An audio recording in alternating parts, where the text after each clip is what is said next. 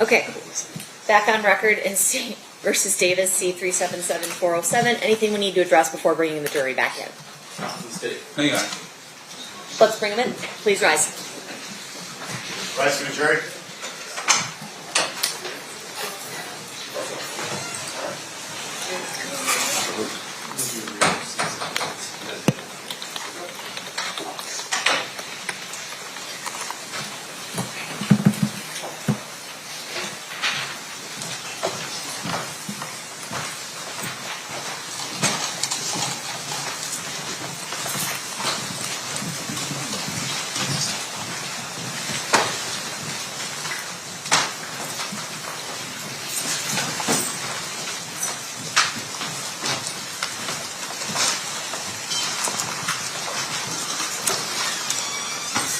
Do the parties stipulate to the presence of the jury?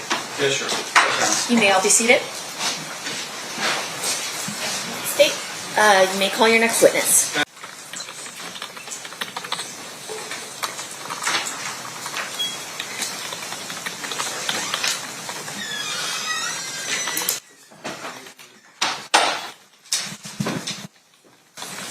Good morning, sir. Good morning. Please solemnly swear or affirm the testimony you're about to give in this action shall be the truth, the whole truth, and nothing but the truth, so help you God? Yes, I do. Thank you. You may be seated. And sir, if you please state your full name and then spell it for the record. Kenneth Rios, Kenneth-Rios. Thank you, Mr. Rios. Mr. DiGiacomo, you may proceed whenever you're ready. Thank you. Sir, how did you used to be employed?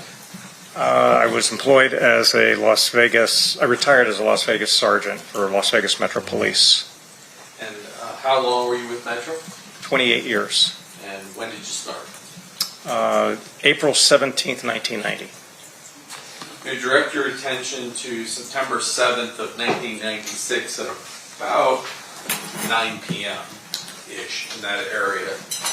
Where were you working? I was working as uniform patrol at the MGM Hotel. At that time, did you learn of a situation that occurred in the elevator section of the MGM? Yes, I did. And did you respond over to that location? Yes, I did. And did you have contact with an individual wearing a Dan Marino number 13 jersey? Yes, I did. I'm going to play a little video for you. Can we go back, Tommy?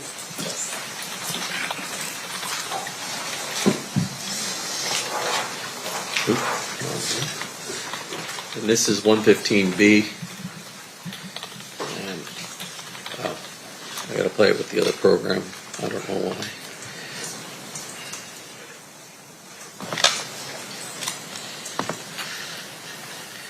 I'm going to back up just a little bit here.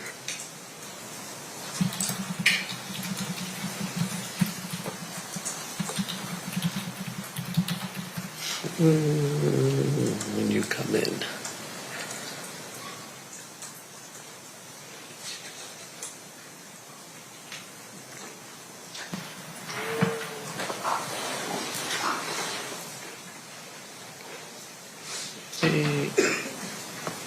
Start it right about here.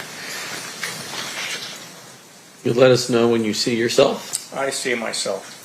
All right. And which of the three officers we have on scene there are you? The one with the dark hair. My back, well, it was dark back then. My back is towards the camera facing the gentleman that has the Merino jersey on. Eventually, we watched this video. You have a conversation with this individual, correct? Yes, I did. And at that time, did you ask him to identify himself? Yes, I did. How did he identify himself? He identified himself through a California driver's license, which security had in their possession and gave to me. Back then, this is just a fight call and he's the victim, correct? We thought he was a victim, yes. And so, did you talk to him about whether or not he wished to press charges or be involved? Describe that for us. Yes, I asked him first if he needed medical assistance, and he refused. He said he was fine. I then asked him what happened, and he told me basically that a couple of guys that he didn't know jumped him. And once again, I asked him if he needed medical. He said no. I asked if he wanted to file a report. And he said no. At that point, was he released and free to go on his way? Yes, he was. Later on that evening, did you learn about a shooting involving Tupac Shakur? Yes, I did. And then were you asked to then draft a report as to what your interaction was with Mr. Anderson? Yes, I was. And at that time, what name did you remember for Mr. Anderson? It was Orlando. I remember his first name. Is it anything unusual that when a victim gets attacked and doesn't want to press charges or write a report, for you not to have written a report that night? No, it's not. Basically, if you don't have a victim, you don't have a crime, as we put it, which isn't necessarily true. You always have a crime. But if you don't have a victim, the chances of prosecution, you won't get any information, and so we don't take a report if the victim refuses.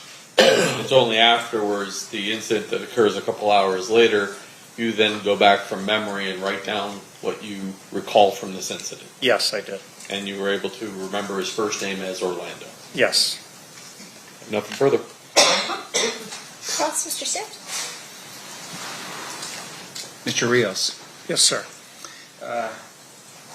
did you review anything in your preparation for your testimony here today? Yes, I did. What did you review? I reviewed my officer's report. I reviewed my memory. I reviewed also the last statement that I gave, I believe, was to the grand jury a few years ago. Okay. And I would assume that prior to your testimony to the grand jury, you reviewed your officer's report back then even, Yes, I did. prior to testifying in front of the grand jury. Yes, sir. Okay. Make sure we're clear here. You wrote that report. That's in the normal course of your duties as a police officer. Yes, sir. No exception to in terms of you conducting your business as a police officer that you don't ever write a report. No, there's some instances where I may not write a report. Sure. Can you tell us what those instances are? Not offhand, because it's been so long. You don't write a report for everything that you do. Everything's recorded in some way through the computer or through dispatch, I'm sure. But to sit down and write a formalized report on all my actions, no.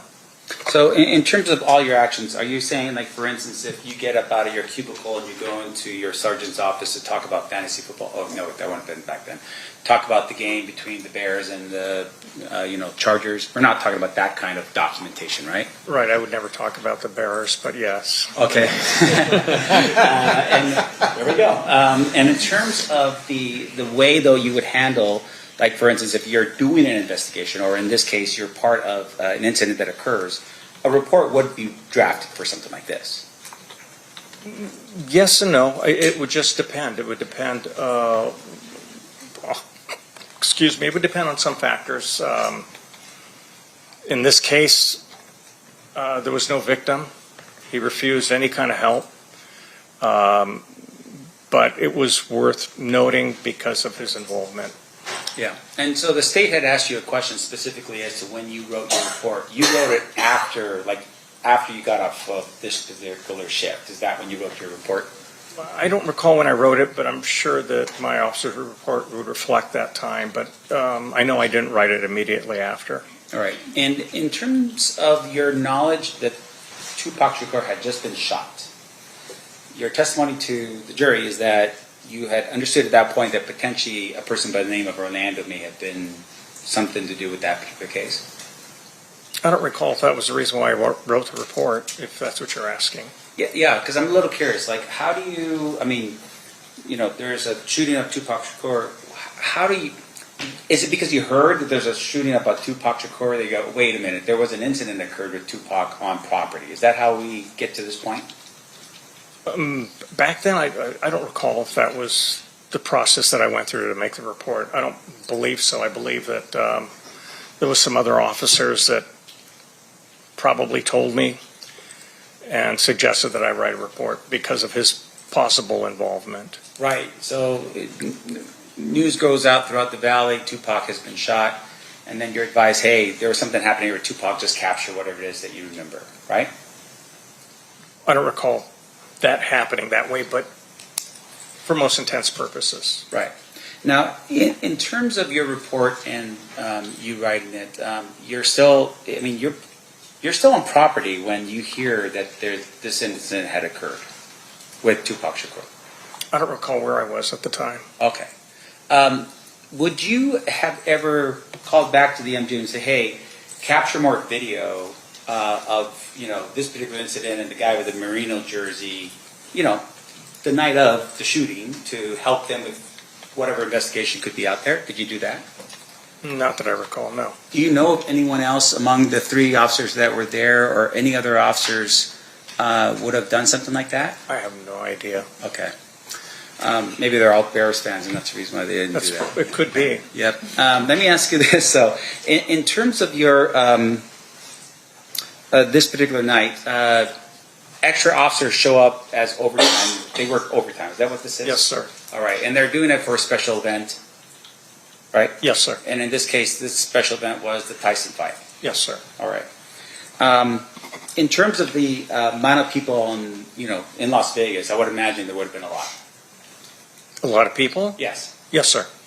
We see video showing, obviously, a lot of people at the MGM. Yes, sir. And would it just be the MGM where the fight was taking place, or would that be throughout the Strip? No, there'd be officers on other properties. Yeah. And once again, these officers are on there because of the anticipated flow of people coming into Las Vegas for this special event. Yes, sir.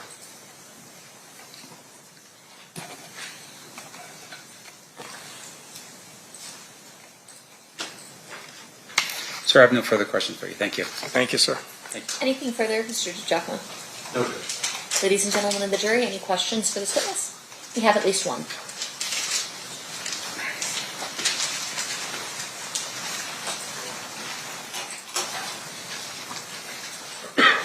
May I have parties-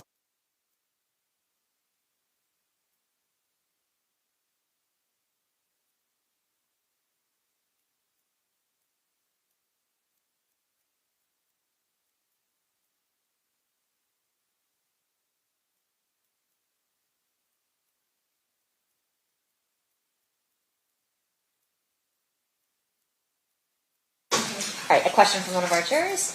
After an incident like that, is it customary to not follow the people who did the assault? Is it common for everyone to stay with who you thought was the victim?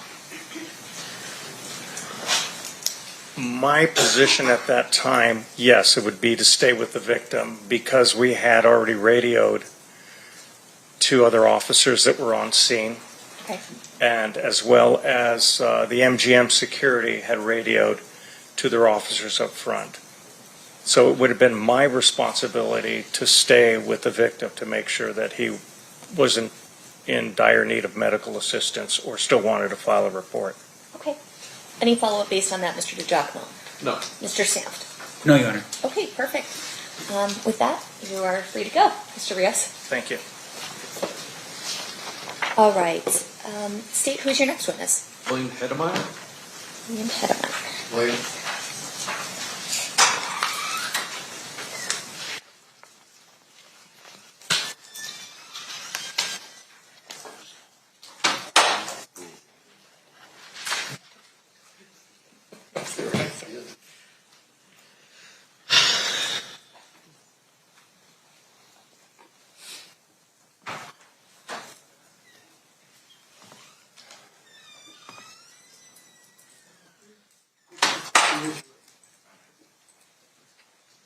Good morning.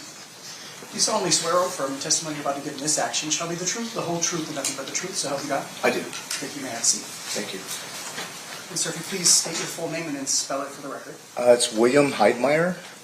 William, W-I-L-L-I-A-M. And Heidmeyer, H-E-I-D-M-E-Y-E-R. Thank you, sir. Whenever you're ready, state, you may proceed. Thank you. Sir, back in 1996, were you working here in Las Vegas? Yes, I was a security officer at the Maxim Hotel and Casino. And the Maxim these days is now the Westin on the corner of Koval and Flamingo? Correct. And it's on the northwest corner. Yes, northwest corner. Actually, sometime prior to 11:17 p.m., Were you engaged in an investigation with some Metro officers? Yes, I had 2 Metro officers with me, and we were looking for stolen vehicles. There were 5 or 6 Dodge Caravans that were stolen out of our parking garage that night. And where were you located when something unusual did happen? Well, I was on the ramp of the 3rd floor of the parking garage on the southeast side of the property. And while you were there, describe what you hear. Well, the 2 officers, another security officer and I were standing around one Dodge Caravan, and we just suddenly heard a lot of gunfire. And we ran to the barrier wall that was overlooking Koval Boulevard, not Koval, Flamingo Boulevard, and that's when I witnessed what I saw. So you hear a bunch of shots. Do you have any idea how many you heard? It sounded like a lot. 1 volley, 2 volleys? 3 volleys. 3 volleys. Yes. You heard. And when you say a lot, I mean, to some people, can you put any sort of number on it? I had 3 to 4, maybe even 5 each volley. It was a series of pops, Somewhere between 9 and 15 shots in a series. something like that. You said after the shots fired, you guys ran to the retaining wall. Yes. I assume you ducked for cover at first. No, because I was armed, so I was leaning over the retaining wall to see what I could see. And when you look over the wall, what do you see? I see a line of vehicles in the left straight lane on Flamingo heading east, and there's several vehicles. There was a white Dodge Stratus at the front, a black BMW behind it, another dark car, and I believe another car, and then there was a white Chevy Suburban behind that, and several more cars. Do you see anybody outside of those vehicles? Yeah, there were a number of people standing outside of the vehicles in the traffic lanes. And do you see any of them armed? One gentleman was armed, one black male adult, very young, well-dressed. He was wearing a very bright white 3/4 sleeve shirt, black pants, and a black dress vest.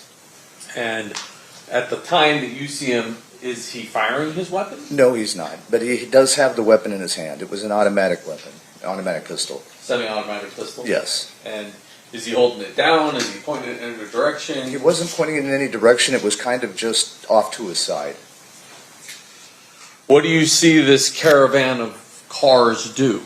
Well, I looked back because the Metro officers jumped in their cars to pursue.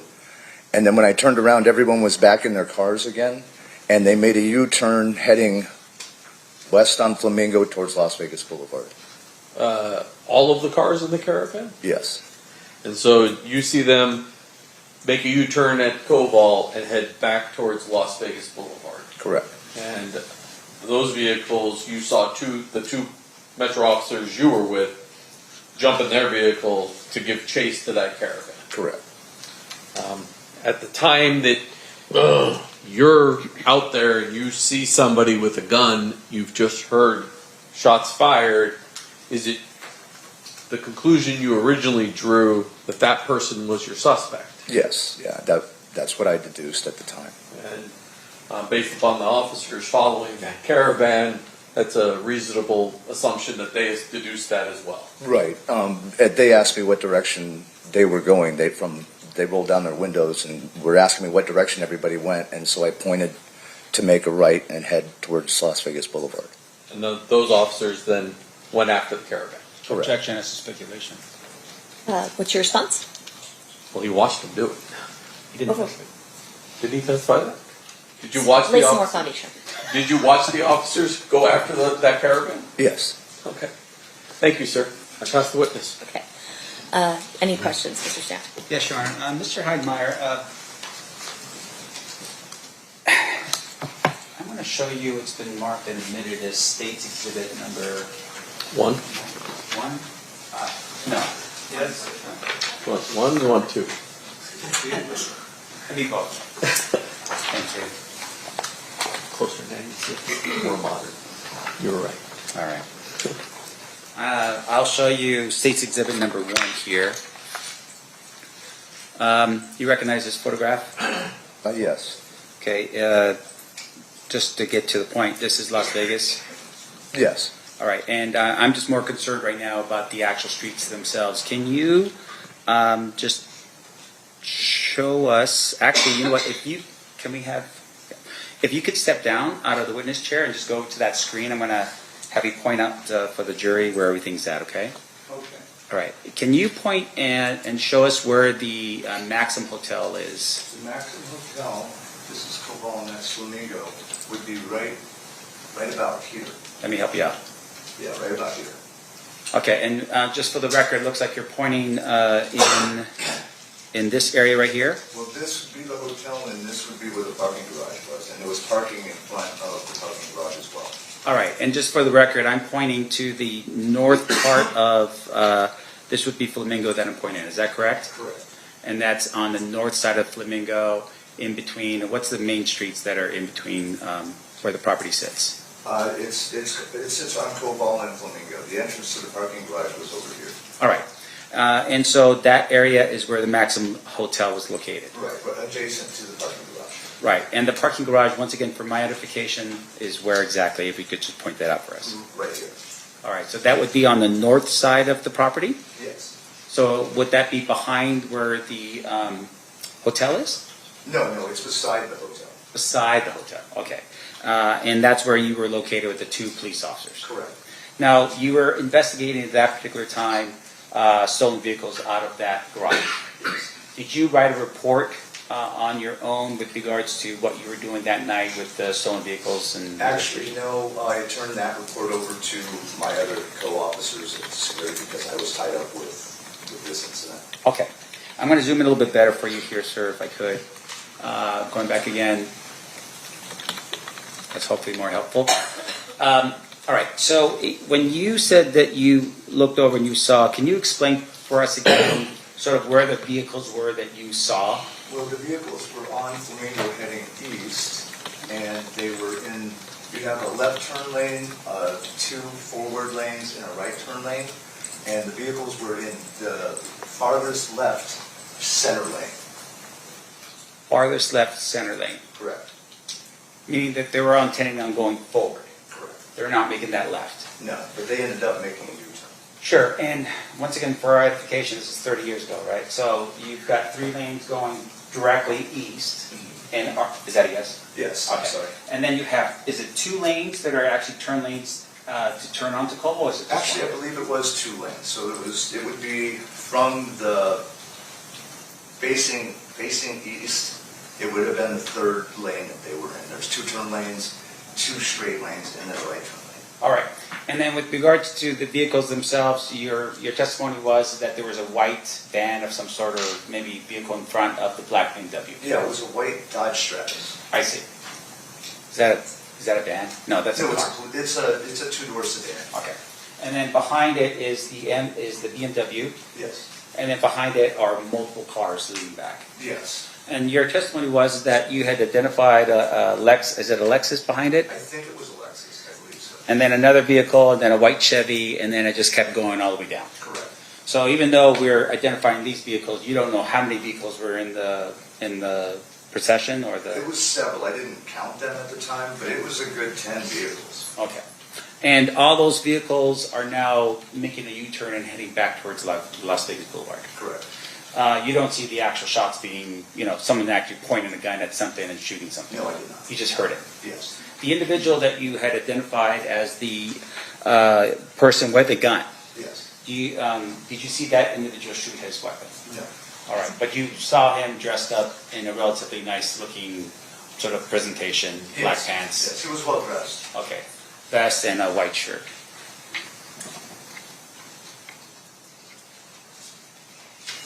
Okay, I have no further questions. Thank you so much, sir. I appreciate it. Yeah, you can back up there. Yeah. Sit down. Yeah. Sorry. Thank you. Thank you. No worries. State, anything further? No, Your Honor. Ladies and gentlemen of the jury, any questions for this witness? Seeing none, thank you so much for being with us, Mr. Heidemeyer. You are free to go. All right, thank you very much. You're welcome. State, you have one more, right? Before Yes, lunch? Judge. Okay, who's that going to be? Dino Kelly.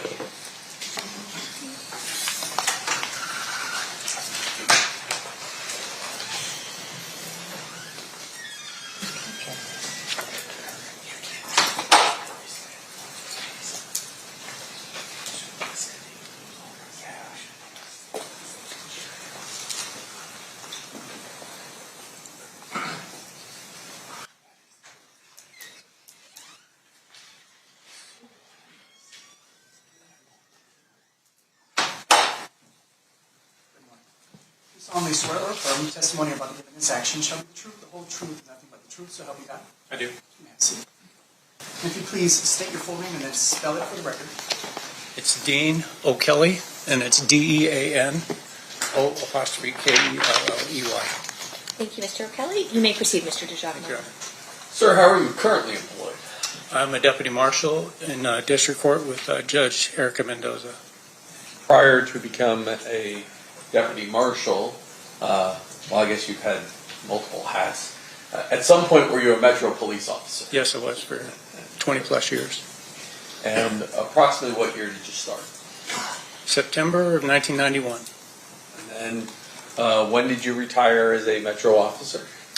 July 12th of 2012. And after July 12th of 2012, did you do something else with Metro? I did for about almost 8.5 years. I was a cold case homicide investigator. Now, well, let me ask you this. When did you first go to homicide? In 2003, on July. So on September 7th of 1996, what was your assignment? I was a detective in the gang unit on one of the enforcement teams. What does that mean you did for Metro?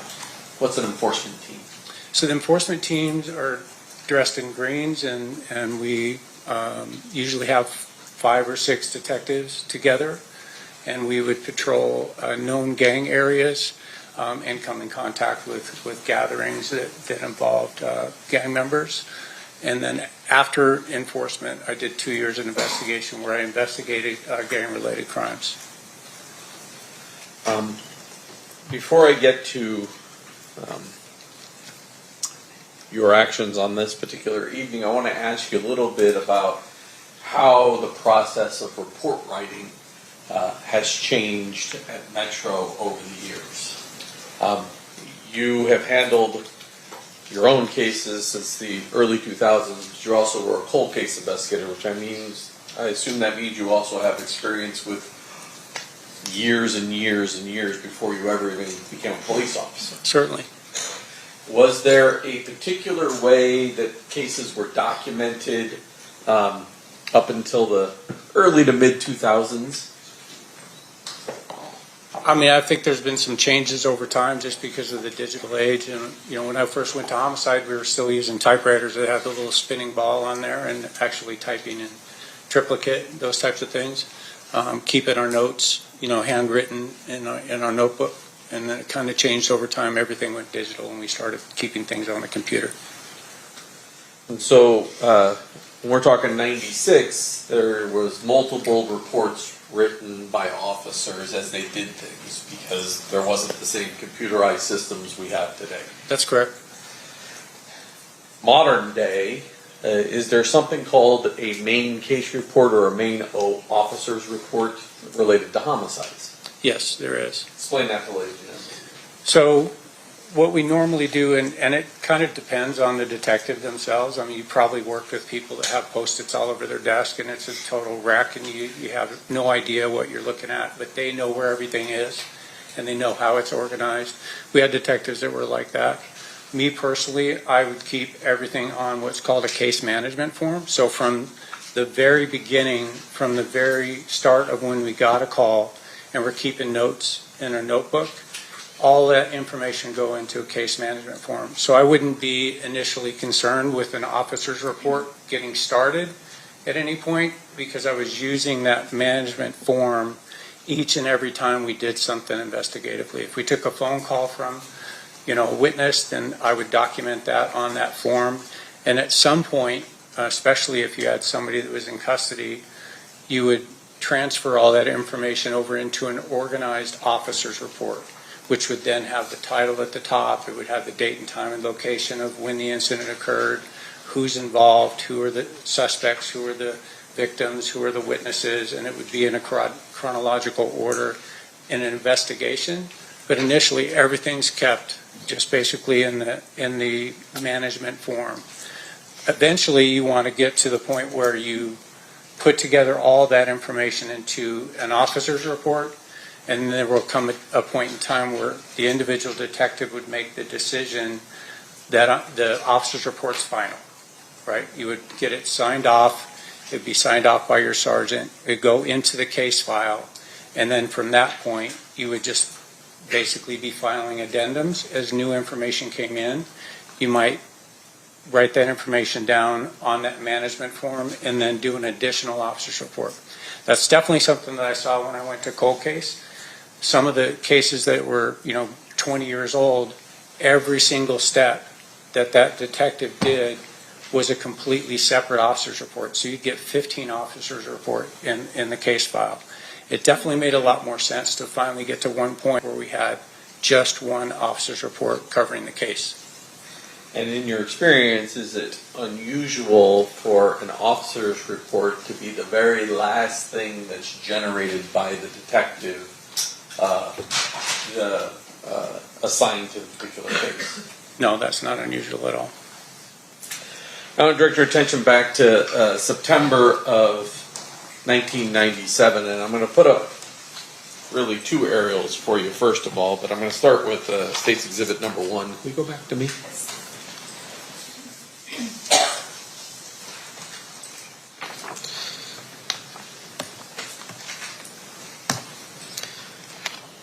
That appears to be an aerial of Las Vegas Valley. Yes. And it's clearly more modern than 1996 because you can see T-Mobile over here and some other things. Is that correct? Quite a bit different today. Yes, that's true. And then I'm going to go back and show State's Exhibit number 2. This is a much earlier rendition of the Las Vegas Valley because T-Mobile's not there. Is that accurate? That's correct. Okay. And identified on State's Exhibit number 2 is where the I can't move. I can move the mouse away. Where it says Monte Carlo, that's generally where the Park MGM is today. That's correct. And at the time, back in 1996, there was a club called the 662 Club on Flamingo. Is that correct? Yes, very familiar with it.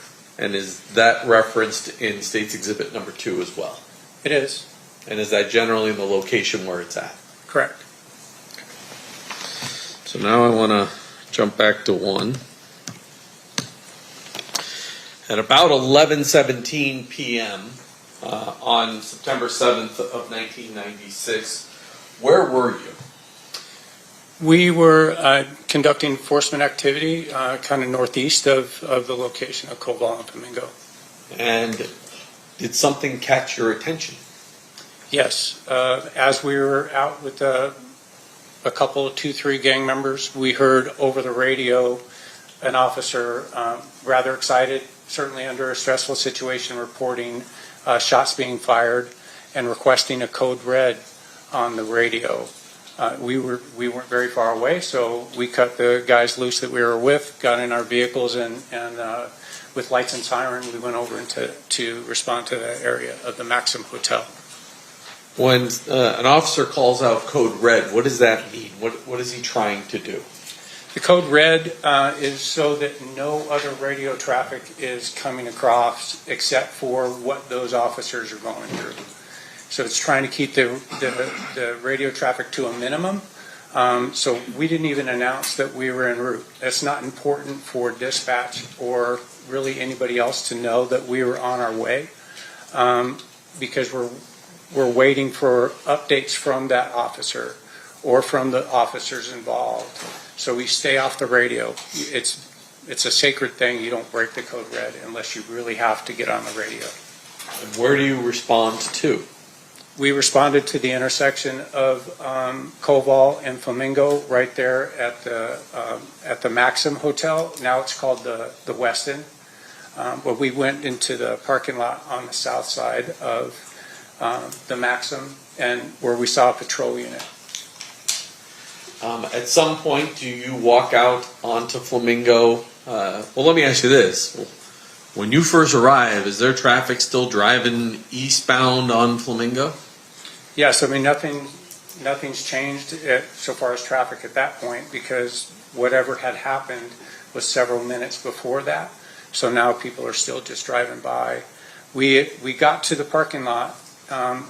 My Sergeant Cindy West, had inquired as to where the shots had come from, and we were able to look out into the street there on Flamingo, just west of Koval, and I saw in the headlights just little glints of light and recognized that. I spent plenty of time on a firing range, and I know what brass looks like on the ground. So we were able to determine where several cartridge cases were located in the street west of Koval on Flamingo. I'm going to approach and show you State's Proposed Exhibit 34 to 41. As you look through those, I'm going to grab something from the clerk.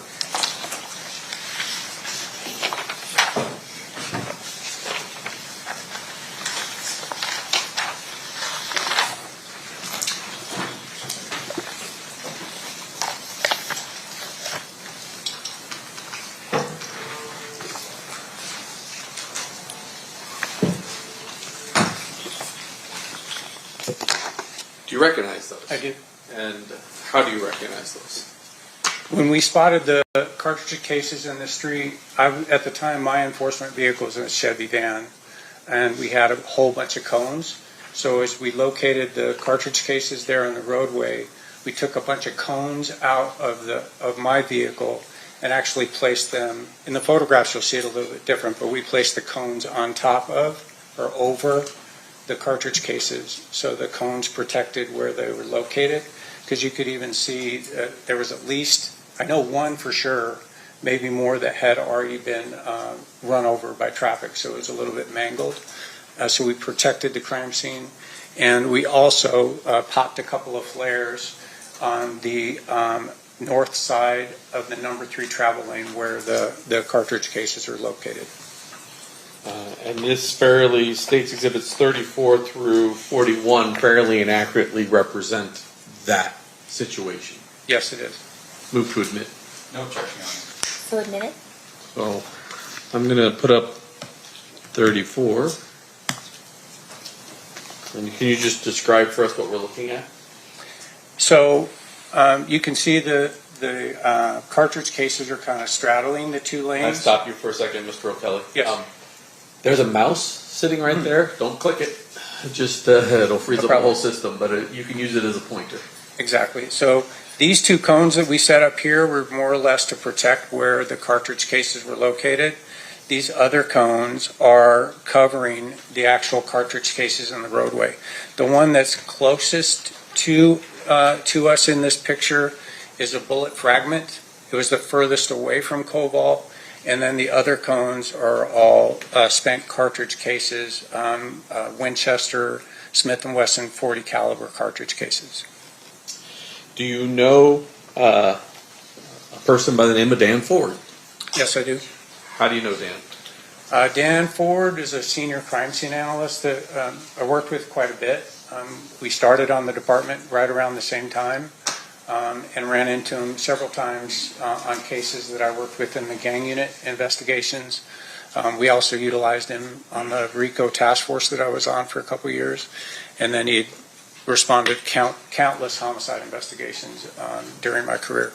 Eventually, does Mr. Ford leave the crime scene that was at Harmon and Las Vegas Boulevard and come, and is he the person that takes these pictures and winds up collecting these items? Yes, he is. Fortunately, Dan was already dispatched to the area of the Maxim for the patrol units that had called out on the radio the shots that were fired. They were taking a report for damaged vehicles that were there, and Dan had already been dispatched to that. So he wasn't far away when the shots rang out, and he was requested to come to that scene. Sitting there in front of you is State's Proposed Exhibit 129. Looking at State's Proposed Exhibit number 129, do you recognize what that item is? Yes, I do. I've seen and reviewed the handwritten evidence inventory that was authored by Dan Ford. I can see that that's his handwriting. It's also his initials and P number that are on the package for the Winchester cartridge cases. And then there's a red seal on the back of here. That would have been placed on by Mr. Ford, correct? The red seal is not, so it is marked up here at the top for his P number. This doesn't look, I don't know, that he wrote the date on that. So 9/7 of 96. So he initialed it in the top corner and then put the date down in the bottom corner, yes. And all these blue seals are the times that the forensic lab has opened this package in order to look at these items and potentially do some testing. That's correct. But I do remember from the evidence inventory that Dan had indicated that these cartridge cases were checked for fingerprints at the time with negative results. So I'm going to have, well, I guess I'll move to admit 129, Judge. No objection, Your Honor. Okay, so admitted. I'm going to have you cut this not along a seal. There's a place left to Is do there a it. place? I think if we cut right on there, we can pull those items out. Oh, yeah, down here at the bottom I can. I don't think we have to go too far. Just do that. And we just pull those items out.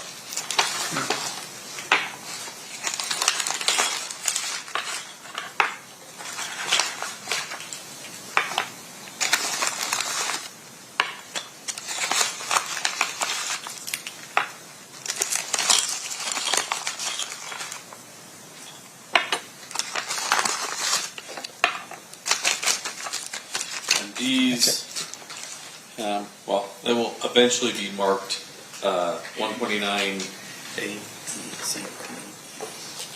G, well, A through G, but I'm going to show you this one, which has a 14 on the top of it. And you said you remember at least one of them was mangled. Mm-hmm. This one's flattened on the opening opposite of the head stamp. It's flattened, so it's been run over. And there appears to be at least one more of these that has some damage to it. And several of them have damage to them. Yeah. Is that correct? They're definitely misshapen. A couple of them are.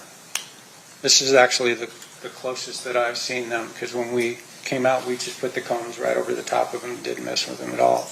So I'm able to now look at even the primer impacts, which is significant. Why is that significant? Because a Glock pistol has a rectangular opening for the firing pin. It's vertically oriented on the front of the bolt face for a Glock pistol, and you can tell by looking at the primer impact that that's roughly the shape of the impact on the primer. So that suggests to you that the weapon was a Glock 40. That's correct. Now, Detective, or I guess it's Mr. O'Kelly now. Detective retired. I don't know. Deputy Marshal. Yeah, Deputy Marshal, there you go. While you're at the scene, are you getting updates on the radio as to potential suspect vehicles that you should be looking for? Periodically, again, that code red is in effect for quite a while, so there's not a lot of radio traffic that was going on. The call came in initiating the code red at 11:17. We were short distance away, and we went code. Well, we ran code, so we did lights and siren. It didn't take us very long to get there. I know that Sergeant West waited until there was a complete lull in the radio traffic and announced that we were en route and arrived at the same time, and I believe that was at 11:26. We had been there before that, so we were there before 11:20. We were already there at the scene. So at about a little bit past 11:30, we got an update on the rough description of a light-colored Cadillac. I know at some point on the CAD report it said late 90s. It had to be late 80s, right? This is 96. And there was also some indication that it was in good condition, which would say that it was an older vehicle than late 90s, right? So we were looking for a light-colored, possibly white Cadillac with two black male occupants. And there was a report that it was northbound on Audrey, which now Audrey Lane is the Link, right? It's the Link lane. So it's on the west side of the Maxim going north. There was some report that possibly that's where the suspect vehicle had gone. So initial reports is light color Cadillac, last seen northbound on Audrey. Right, with two black males at that point. Do you wind up getting updates throughout the evening as to the vehicle you're looking for? We did. I'd say it was about an hour or so, about 1:45 maybe, right around that time, that we got an update that we were looking for that same white Cadillac in good condition, but potentially occupied now by four black males, and was southbound on Koval. That later made a little bit more sense to us, especially that we were out on the eastbound lanes of Koval, right just short of the intersection, and that the Cadillac had to have been to the south of the BMW, and it made more sense that they would have made a right turn. So that definitely clicked when we were told they were southbound on Koval. Does there come a point in time when you do what's known as an ATL or attempt to locate that particular vehicle? Yes. Thankfully, because Dan Ford was not too far away, we were able to get relieved from our protection of the crime scene where the cartridge cases were located. And it was, I think we cleared exactly an hour after the initial code red was called. And that was the first thing that we did was we went south on Koval, we checked areas that we frequented in the gang unit looking for potentially really any light colored Cadillac. I mean, the kind of the yellowish lights that we have in town, the street lights that they use for low, so it's not too much light in town. Those can kind of throw you off on color. So we were looking for any light colored Cadillac. We'll put back up State's Exhibit 1. During all this time period that you and your partner ATL'd for this white Cadillac, did you ever drive into the parking lot of the carriage house? No, I can say that in my 35 years, I've never been in the carriage house. Thank you. I'll pass the witness. Okay, cross-examination, Mr. Sant. Sorry, sir, what's your last name again? O'Kelly, O''K-E-L-L-E-Y. Mr. Kelly, thank you for being here today. Your testimony, obviously, I would imagine before you were here, you probably reviewed your reports, whatever it is you wrote during that time period. I didn't write any. Okay. Certainly, even after I went to homicide, I wasn't involved in the investigation for this case. I did review the CAD report, the computer-aided dispatch report, noting those times. I don't have that great a memory, so I'm going to have to tell you that. And that handwritten evidence inventory by Dan Ford. I have both copies right here in my notebook. I see. So at the time you retired as a homicide detective? I did. And then at that point, you came back to work as in the cold case unit as an investigator? I did, yes. All right. Now, a couple things. First of all, when you retired as a detective with homicide, were there any outstanding reports that you had not drafted when you left? I can tell you that and people love me, so they got a limousine and we had a big party. So as there was a limousine out in front of headquarters at 400 Martin Luther King, I was typing the last officer's report that I needed to personally finish. I was leaving a partner behind, whose name is also Dean, so he was able to, tie up any of the cases that we had at that point. But I would say there were, but the ones that I knew I needed to get done before I left, I got done. And the reason why you prioritize those ones is because I would imagine they're still open investigations and you're handing it off to the next person to continue with your work. That's correct. It makes it easier for them if it's tied up as best we can. Right. Did you take any of those cases with you when you went over to the cold case unit? When I came back to cold case, that was the original reason that I even agreed to do cold case homicide investigation was because of unsolved cases that I personally had investigated, one in particular. So as soon as I came back to cold case homicide, the very first thing I did was go and pull Jamie Sheldon's case and bring it over to my desk. That's the first case that went there. And was able to work, I was honored to be able to work on cases like that and others that I had been a part of when I was a detective, yes. So in terms of, just explain to the jury what a cold case is. Can you explain that? Certainly. So a cold case is officially cold when the detectives who are originally assigned to it are no longer there, whether they transferred out or they retired. If there isn't an original detective assigned to the case, it's considered cold, right? No one's assigned to it. Those cases can be handed off to other detectives that are still in the unit. I remember, when Marty Wildman left the department, he came over to me personally and said, hey, I'm handing Teresa Insana to you. Can you take this case on and continue to follow it up? It's considered cold because he's gone, right? As soon as he left, it's officially a cold case. But if there's a detective who was originally assigned to the case, it's their case until they're done, right? You're not going to go stepping on toes and just pulling cases and start working on other people's stuff unless they asked you to do it. And with regard to the cold case unit, I'm assuming there's probably two detectives who are the official detectives for the unit, and then you have investigators, retired homicide detectives that help with the investigation? That's correct. Initially when Sergeant Hefner, sergeant in homicide, but then came back with me at the same time. So the two of us came back and we were on our own.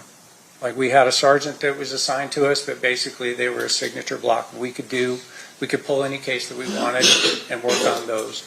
The department saw, thankfully, a lot to do with the work that we were getting accomplished, where we solved 20, 25-year-old cases, and the department's able to go to the media and say, look, we're not giving up after all these years. We're going to continue to follow these cases and solve them. Because of that success level, then the department dedicated 2 full-time detectives that were still in homicide to the cold case unit. And then we had, I want to say 3, 4 more cold case investigators that were assigned to us. I think we had a total of 5 or 6 at one point, plus the 2 detectives and a dedicated sergeant to the cold case unit. So in terms of your work in the cold case as an investigator, you're not a detective, right? No. So there is a difference in terms of your responsibilities versus the responsibilities of a detective. Correct. Because the detective would be the law enforcement officer. Certainly. And you are a person helping the law enforcement officer. Essentially, I mean, we can still steer the investigation where we want it to go. We're doing interviews, we're doing those things, but say authoring a search warrant. So if we run into a situation where we need a search warrant done, it may get written by one of us, but it's going to be sworn to as an affidavit by a detective on the department who's a sworn police officer. Have you ever drafted a report, 8 years after you started an investigation? Well, because of cold case, yes, certainly. But yeah. just as a police officer or a detective, have you ever waited, say, years to draft an actual report on something? I don't know what would be my record-breaking delay in authoring a report, but I'd say, if you're dealing with a case where there's nobody in custody, like you haven't arrested anybody, it probably pushing 2 years before I finally said, and even reluctantly said, all right, I'm going to close this officer's report. It's signed off because we've run out of investigative leads. We're to that point. There's really nothing else coming in, and now that's officially done. Then there could be maybe somebody calling up, or we could have somebody that gets in a jam, right, where they're now looking at serious time. This has happened to us in cold case, where now that person says, hey, I have information on a murder. So now it's completely open. Now the case is back up and running, and there would be a new officer's report started at that point in time to complete that investigation. I know where the gun is, I know who did the shooting, and now we've got a solved case after 15, 20 years. Now, have you ever delayed writing an officer's report after going to the grand jury and presenting evidence on that same case? Yeah, I would say that I've gone to grand jury before officer's reports are done.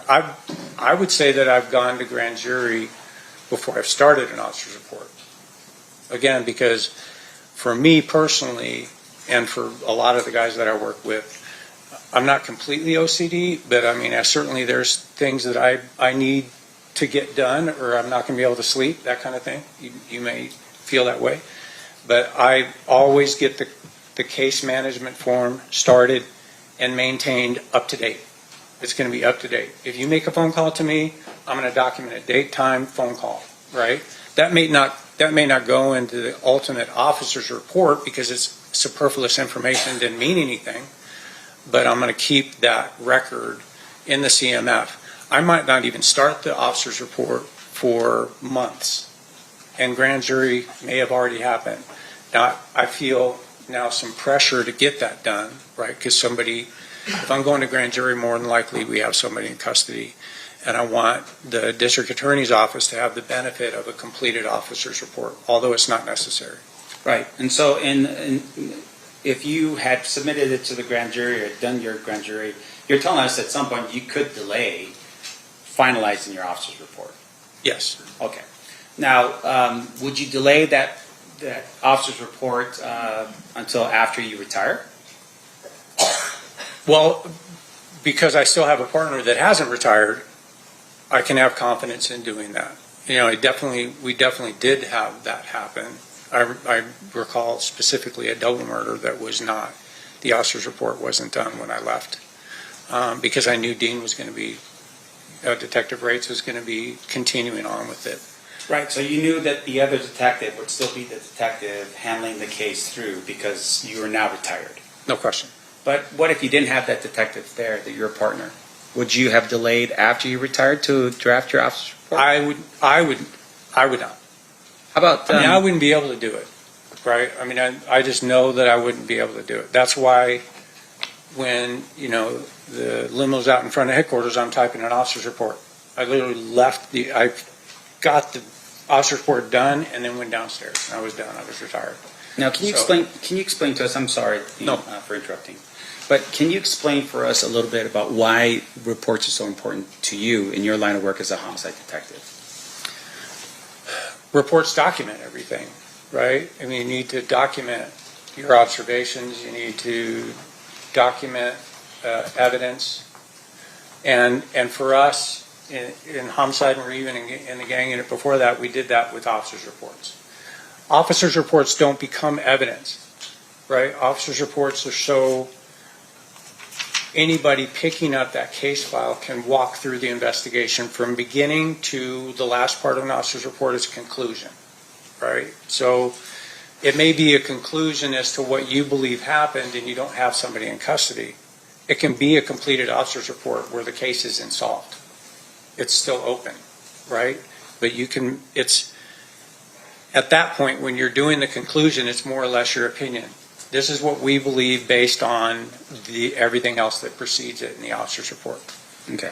And that would, of course, help you later if you ever were called to testify in front of a jury to recall what happened. Oh, absolutely. That's the go-to document for somebody who's preparing for trial is that officer's report. I mean, it can be lengthy. I've written officer's reports that are 70 pages long. And with regard to those reports and being 70 pages long, fair to say that details are super important when you're doing this kind of investigation. They are. And that would be helpful for you to remember details in the future, right, to write a good report. Right, the more extensive and the more detailed your report, the better off you're going to be, the more prepared you're going to be. But in addition to that, you could be documenting things that you observed or that you knew at the time you were doing the investigation that you don't realize were important, right? So I could document something in a crime scene that seems like it's innocuous, something that's just doesn't seem like it's that important. And then later on, when maybe a suspect's in custody or, the investigation's further, then you find out, oh, that one item that you made a note of now becomes important because the suspect touched it or that was the murder weapon that was cleaned up and stuck over there and nobody realized it. Now, let's shift gears a little bit here. So you're no longer a detective, you're now working with a cold case. Have you taken on any cold cases that weren't yours to begin with? Certainly. And what is typically the standard operating procedure when you are starting your investigation as a cold case investigator? So you're pulling the case file, right? And it can be extensive, depending on the murder, depending on the case that you're looking at, can be rather extensive. Some of the cases that we were pulling had pouches in them with VHS tapes, right? There were separate boxes that had VHS tapes in them. We probably may even know what a VHS tape. So, and we had cassette tapes, right? Actual physical cassette tapes. So we had to maintain a VHS player in homicide to be able to review those things. So we had some of the archaic methods to review evidence. We would go through the entire case file, and that would give us a starting point. As you might imagine, what we're looking for in cold case, because of the advances in technology, is do we have any trace evidence that wasn't analyzed? Do we have any fingerprints that weren't analyzed? Do we have any DNA that maybe, this precedes DNA? We looked at some cases that were before I was born. Okay, it's my 65th lap around the sun. We were looking at cases before I was even on this planet. So you go through the entire thing and you try and make his heads or tails of where the detective took that investigation to that point. Sometimes that could be difficult, especially if you're dealing with one of those Post-it people, right? You're dealing with one of the ones that are writing notes on cocktail napkins and stuff and keeping them in the case file. We'd pull little notes that were like, I have no clue how this relates to the investigation at all. Don't know if they talked to this person, didn't talk to this person. Was this a witness? Was this a secondary victim? We didn't know. So we'd have to try and track those down. And some of the cases were so old that, people that we were dealing with, they were deceased. Did you have any success with what you did on the cold case unit? Oh, certainly, yeah. We had closed quite a few. So when you say closed, meaning that you were able to find out basically the information you needed, the suspect or whatever the case was? Yes, absolutely. All the way through to an arrest and prosecution and conviction, yes. And with regards to the success you had on the cold case, did any of those cases not involve some type of technological thing like either a trace, DNA, or fingerprints? I think I'd say there was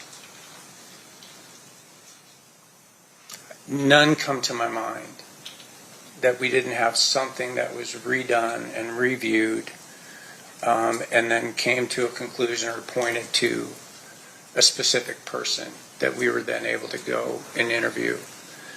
We had one where we flew to Toledo and we got a confession on a murder that happened here in Las Vegas because that person was already doing life without there for another murder that he had committed.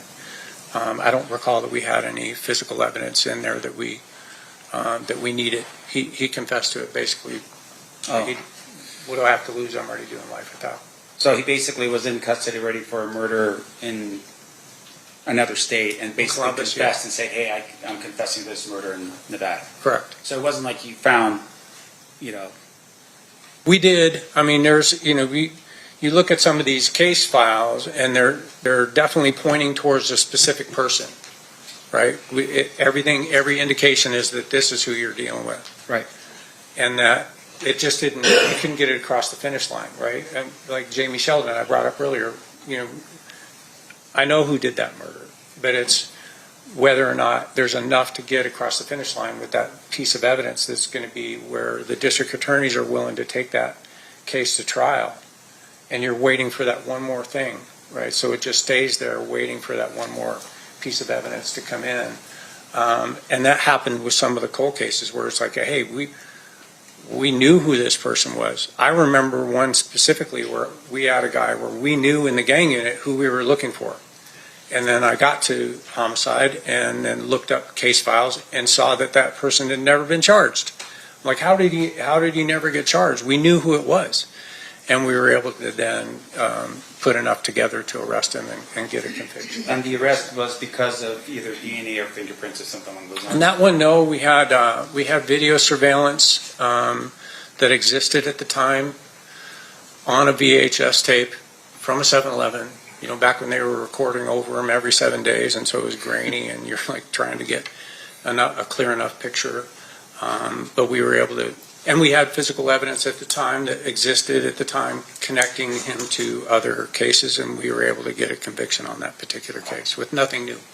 Okay, so I just want to make sure I'm clear. So that was video surveillance with some other physical evidence that helped you solve that particular Cartridge cases, yes. Okay. All right. And then in terms of your work,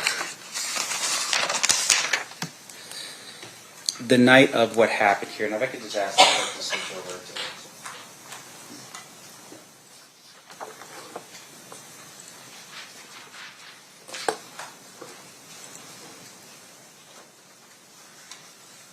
Are you, does this help a little bit here about just zoning into what's, zooming into where this thing happened? Right, that the red triangle or the red rectangle there is where the cartridge cases are located. Near the intersection, I think the closest piece of evidence was 60 feet away from Koval, and they were out in the travel lane, probably 14, 15 feet away from the south curb. Okay, so my question is to you very specific. You mentioned a little bit ago about what potentially would be a white Cadillac traveling north on Audrey or Aubrey. Can you just, you could step out, Dean, if you want, and just actually point with you can just point at the screen from over there so the jury can see. So this is Cobalt. This is now the west end, right? Used to be an accident. And this is the Audrey lane going north. And then down in here is Audrey Street that actually cuts south and then goes all the way over to the boulevard. But the initial report was that we had this light colored Cadillac occupied by two BMAs that went north on Audrey. So they would have to, with the entourage and everybody had U-turned and gone this direction, they would have to have followed and then turn right to go up on Audrey. There's really no way for you to get from eastbound Flamingo at Cobalt to northbound Audrey without making a U-turn. Okay, and just you could stay there for a second. Dean. The other part here is that I'm just pointing again with my pen, and that would be the area where you found and located the bullets, the cartridge cases? Cartridge cases, yeah, they're in the eastbound lane, I think the number 3 travel lane, primarily, kind of straddling the lane there a little bit, right here before you get to Cobalt. Now, if you can describe for us the street. So on that street right there, and I'm just pointing to the part of Flamingo that's, I guess, west of Cobalt, and then before or between Aubrey and Cobalt, this area here. Mm-hmm. Is there a concrete divider that's in that area? There was not a concrete divider, no. And I think now it's like those yellow plastic cones that are every few feet. Now separating it when you come up, because on eastbound Flamingo, there's two left turn lanes to go north on Cobalt, 3 travel lanes, and then a right turn lane to go south on Cobalt. So, for instance, if cars are going to make a U-turn and turn around and follow, like say, for instance, the black BMW, right? The other cars could just basically just make a left-hand turn and go right back. They don't have to go in procession around and keep going. Fair? Yeah, well, now they would be hitting all those yellow cones. So, I don't know.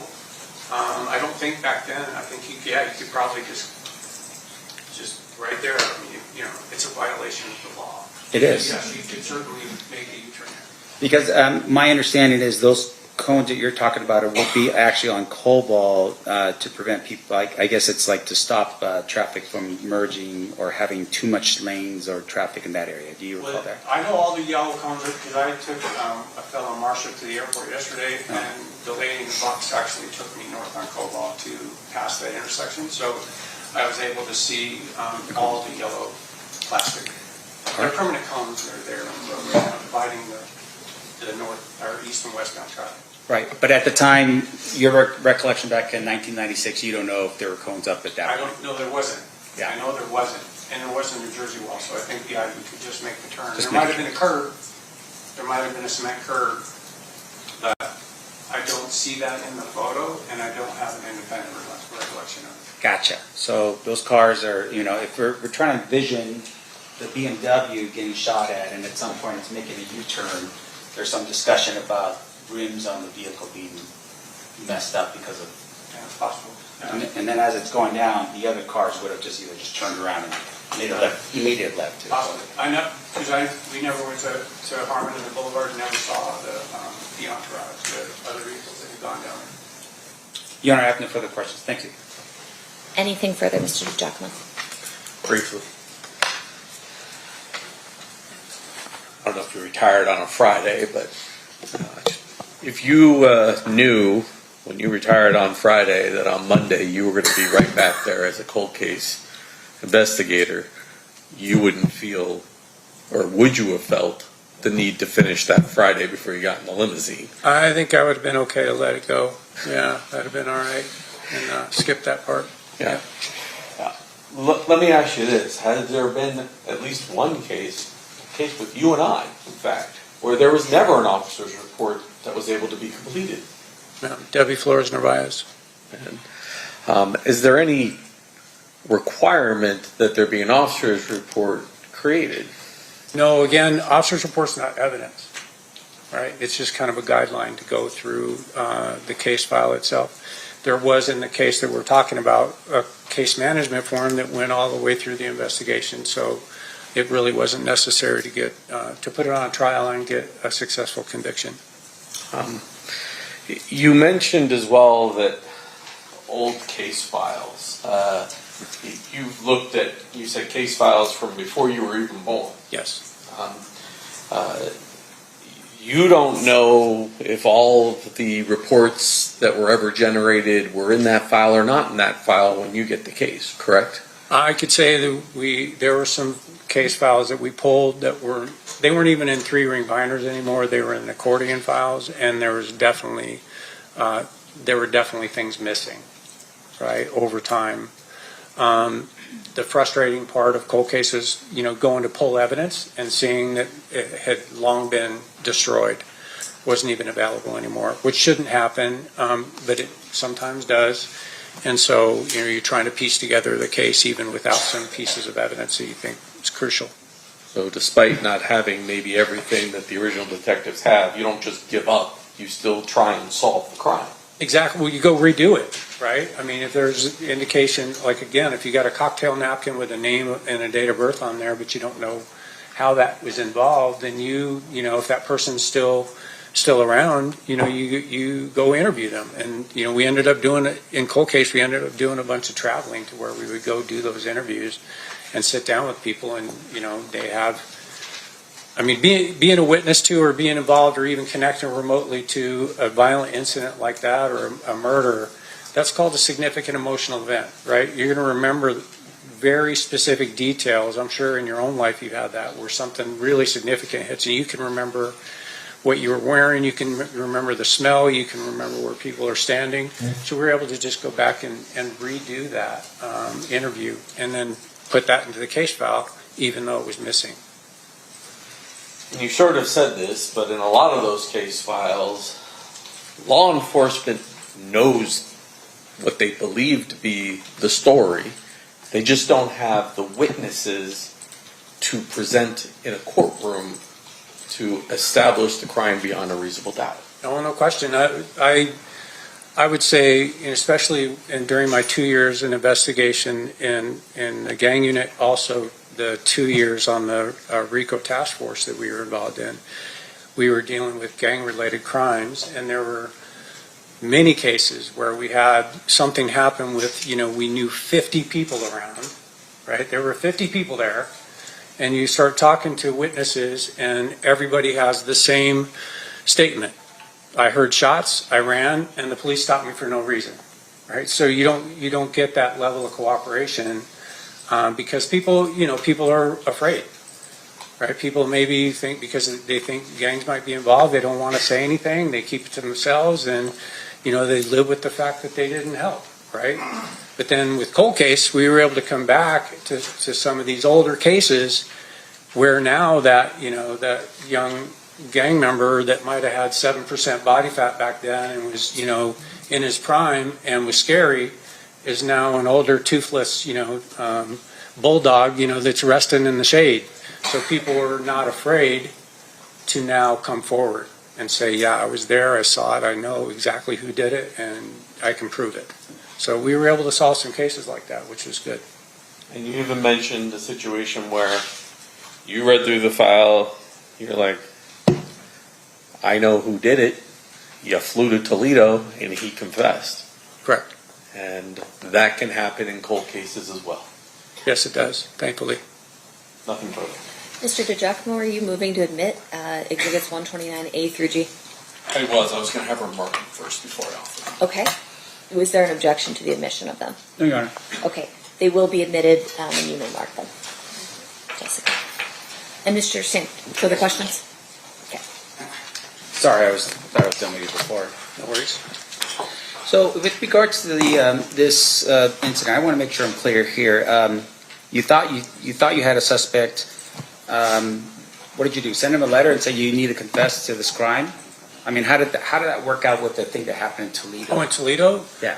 We had put together enough of the case to know, with every bit of confidence that it was him, even to the point where we were able to author an arrest warrant for him. And then we were in contact with the correctional facility that he was in custody and let them know that we wanted to come out. They actually approached him to let him know that detectives from Las Vegas want to come out and speak with you. And he agreed, right? And he's sitting in custody for, serving life without for actually killing two people, a child and the child's father. And so, I think probably just for entertainment value alone, he agreed to talk to us. And we were able to come out there, sit down with him. They pulled him out of his cell, obviously, and away from the rest of the inmates. And we talked to him for a couple hours before lunch, and then we broke for lunch, and then after lunch he told us he did it. So you put together information here in Las Vegas that was all corroborated, right? I mean, you had information, you had evidence that you were putting together, right? Correct. And all that evidence pointed towards this particular person. It did. And then at some point you said, we just don't have enough. We would want to hear from this guy himself. And that's when you went out to Toledo to confront him on it? I think that we would have been able to get a conviction without him telling us that he did it, but why not? I mean, if we went there and he said, pound sand, I'm not going to tell you. Like, you flew all the way out here and now I'm not going to tell you that I did it. I mean, we still would have gone forward, but it certainly, bolsters the case to have him say, yes, I did it, and this is what I did before and after, which is what he was able to do. Right. So in the case you were developing, you had corroborating evidence here in Las Vegas. Yes. And this was just the final, cherry on top to actually hear him say the words that, yeah, I did it. Agreed. Now, the corroborating evidence you had here, though, was your investigation. I would assume that it had some physical evidence, witnesses, that kind of thing to it. It did. Okay. And your testimony here right now is literally, you don't necessarily even need his confession. You could have just done it without. Yes. Now, in addition to that, obviously, if you didn't have those things, you suspected somebody, but you don't have DNA, you don't have fingerprints, you don't have an eyewitness, you don't have surveillance video, you don't have anything at all that would tie that person to whatever the crime you believe has occurred, that would mean at that particular point you don't have it, right? I would agree with that. Now, in addition to that, your testimony here is, and I want to make sure I'm clear, you were a gang person before, and those field interview cards would be helpful if you were looking into a potential crime where someone is accused of the crime. Like, look at those field interview cards, right? Field interview cards are very valuable. I worked bike patrol before the gang unit, and we filled out probably more FI cards, field interview cards, than a lot of the gang detectives did.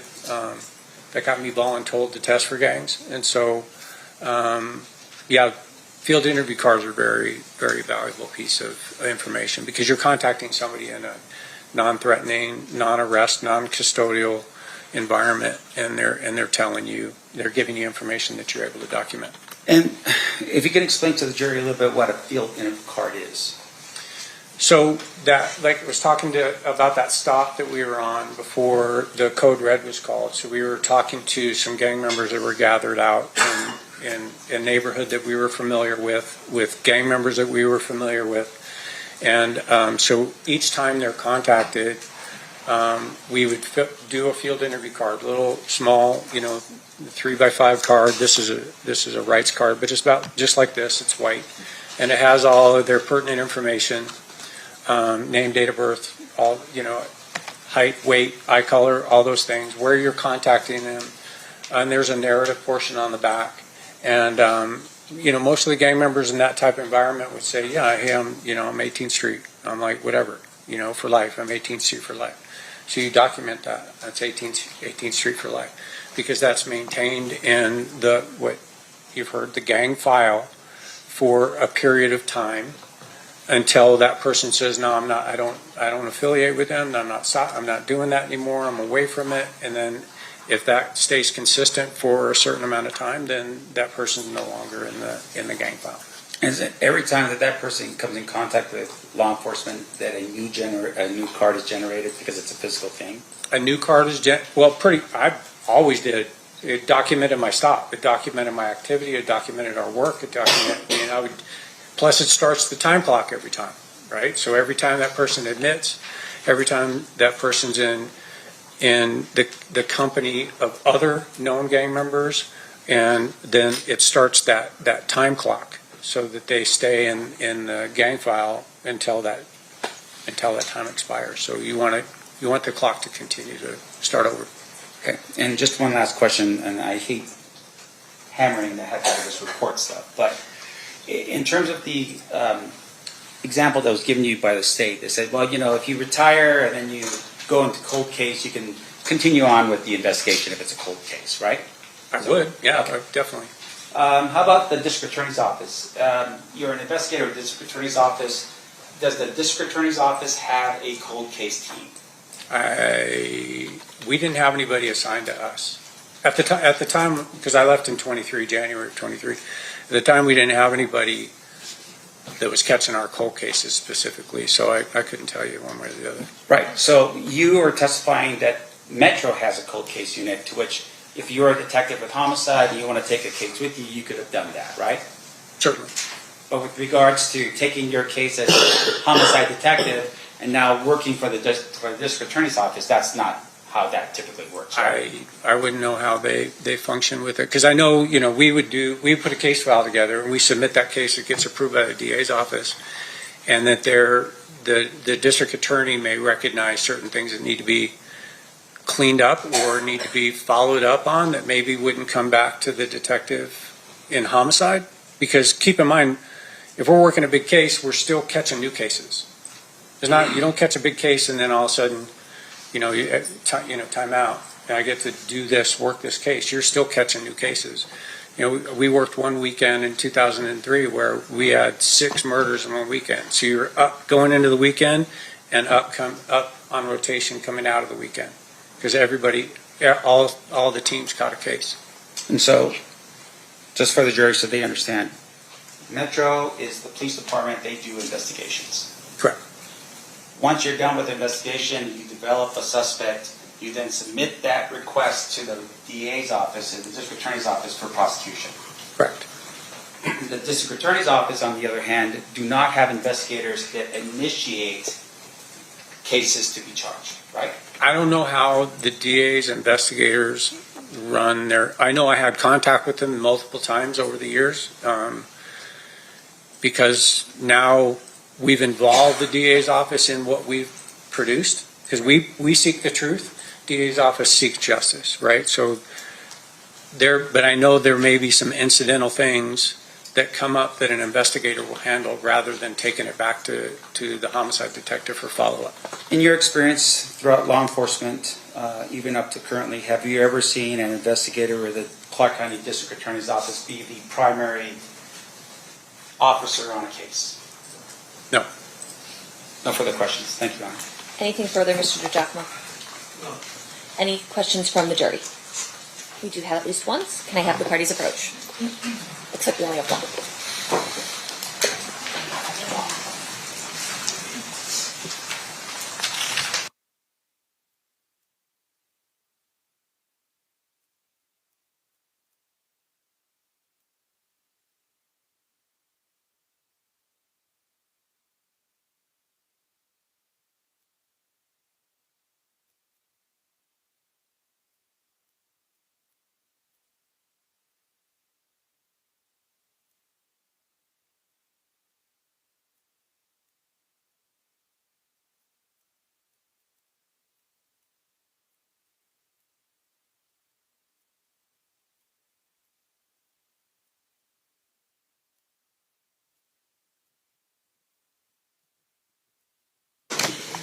All right. Question from our jurors. There are 8 cones, but only 7 glass bottles in evidence. Was there another bullet not accounted for in the envelopes, or are there only 7 cases located were there only 7 cases located on the scene? Good question. So the cone that was closest in the picture, if you remember, I said that was a bullet fragment. So underneath that cone was just a piece of a bullet, mostly just the lead. And so the bullet fragment plus the 7 cases. Any follow-up questions based on that, Mr. DiGiacomo? Detective, you opened the 7 casings, correct? Yes. All right.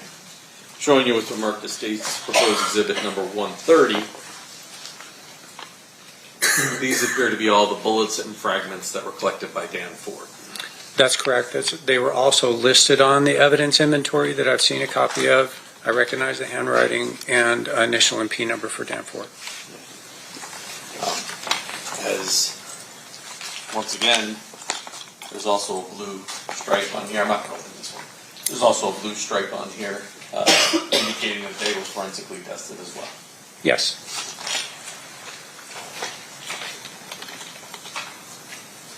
Judge, I'll move to admit 130. Any objection? No objection, Your Honor. Okay. Any other questions that you have? No. Mr. Stampt, questions on this question? Essentially? No, Your Honor. Okay, perfect. All right, you are free to go. Thank you, Your Honor. Ladies and gentlemen of the jury, at this time we are going to take our lunch break. During this recess, you are admonished not to talk or converse amongst yourselves or with anyone else on any subject connected to the trial, or read, watch, or listen to any report or commentary on the trial of any person connected to this case by any medium of information, including without limitation, newspaper, television, the internet, and radio, or form or express any opinion on any subject connected with the trial until the case is submitted to you. We'll be in recess until 1:45. Please rise for the jury. So 1:45, guys.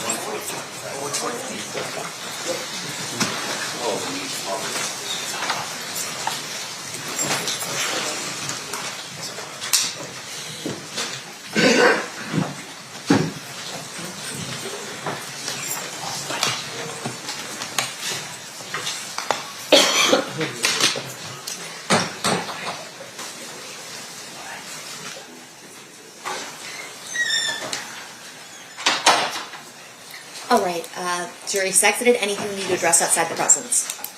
Not from the state, Judge.